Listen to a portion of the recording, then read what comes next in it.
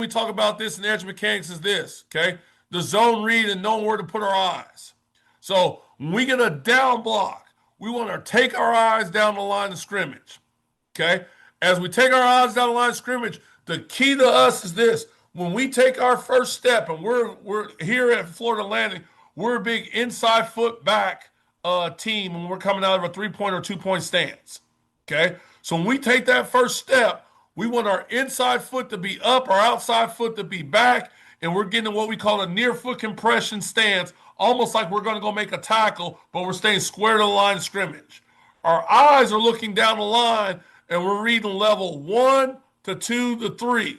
Level 1 being the offensive lineman, level 2 being anything off the ball, level 3 being the mesh of the quarterback. Okay, we do not turn our shoulders when we go spill. I'll tell you what we mean by on that. We keep our shoulders square and shuffle down the line, and we fit on any spill drills. Okay.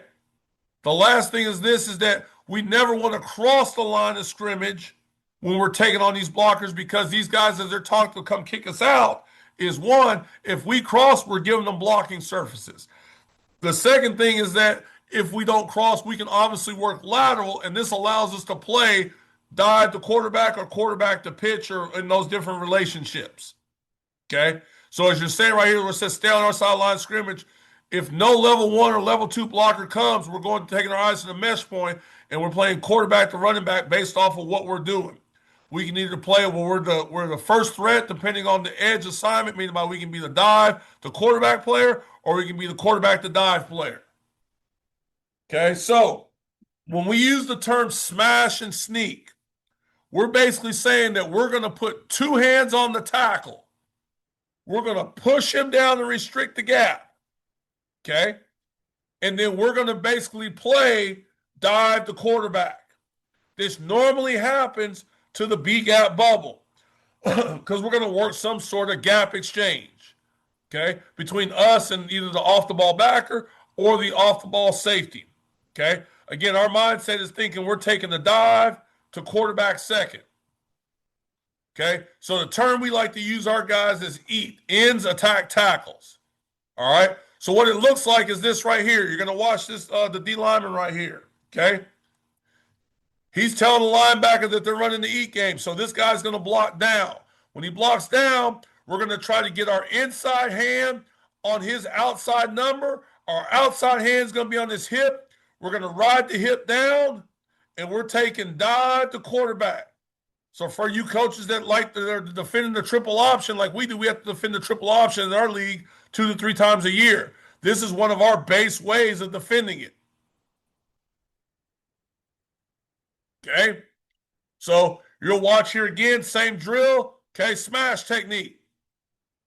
See, inside hands on his outside number, outside hands on his hip. We're staying square. We're mashing it down. Again, we call it smash because we're smashing the B gap and smashing the tackle. All right. So the good example right here would be on this side. Bang, the guy knocks it down. We're going to smash, and what we're trying to do is we're trying to keep this lineman from either climbing up to a backer or from climbing and taking out the hip of the 2-eye or the nose guard if they're running some sort of gap scheme. Okay, so a good example right here would be when we talk about when we get this down block, smashing, and if he goes fast, taking our eyes in the right progression. So right here, the tackle's down. We're trying to take our hands to him. Okay, we know now there's no pullers coming. So right now you're going to watch the DN. He's going to take his eyes back where? To the quarterback. He just played the dive. Boom. Now we're able to play dive the quarterback because he's got the right progression.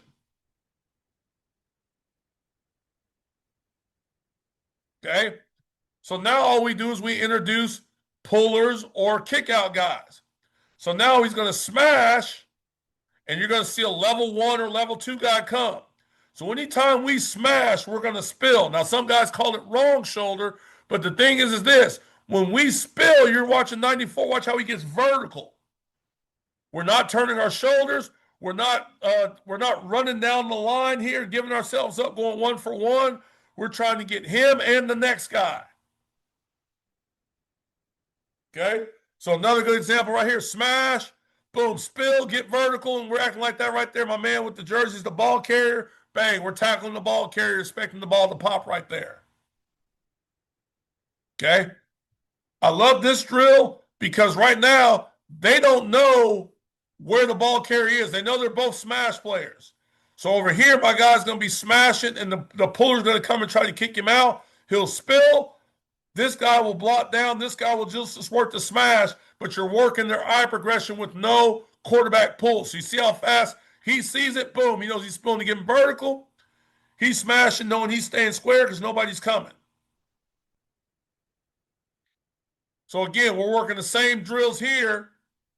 There's a smash and spill. There's a smash and spill. Okay, so where does this come into play? You're going to watch 10 right here. Okay, he's going to smash,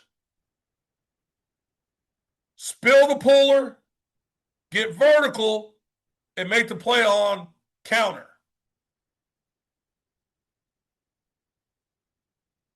Okay, so same thing right here. Smash, spill, get vertical. The big thing you see here is what I talked about. We're not crossing the line. We're striking with our inside hand on his outside pec, outside hand on the hip, pushing him down. When we feel the puller or we feel the kick out guy, we're getting vertical, getting up the field through him. So you're going to watch 94 right here. Very similar to what you just saw with 10. He's going to smash, keep the offensive lineman off so 28 can come free. So not only do we get 1, 2, we get the backer over, and we got a chance to make a play. Okay? You're going to watch 61 right here. This is on the split zone look. This is, again, why we stay square, why we don't cross the line. You see the hand placement, hand on the chest, or outside pec, our outside hand on the hip, press it down. We feel the puller, spill, get vertical. Doesn't matter if the puller is coming from the backside. Doesn't matter if he's coming from the off the ball yo. We treat it all the same when we're a smash player right here. As soon as we get contact, we get vertical.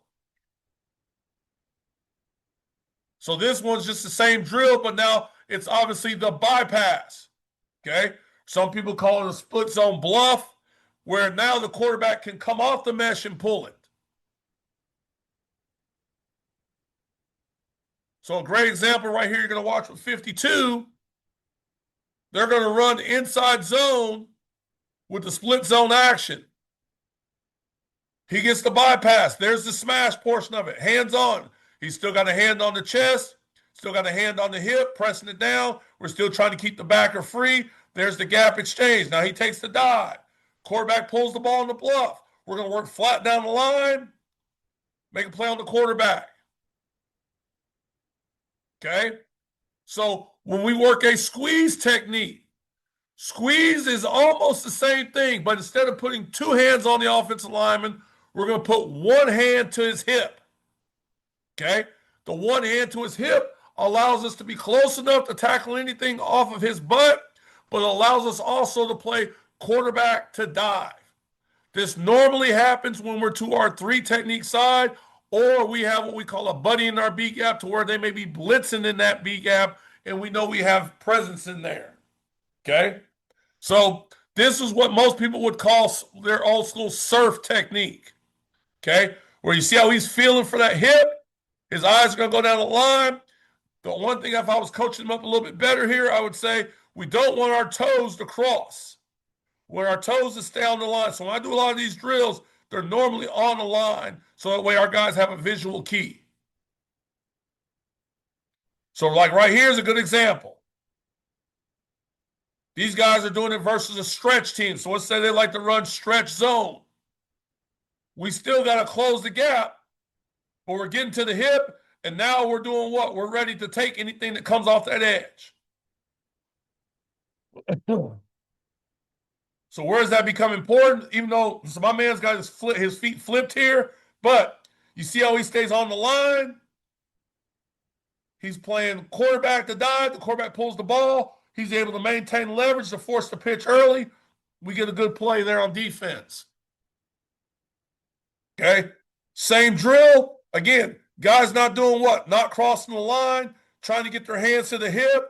Pretty good job here. I like for 92 to stay a little tighter. But again, this is off of a stretch or an outside zone look.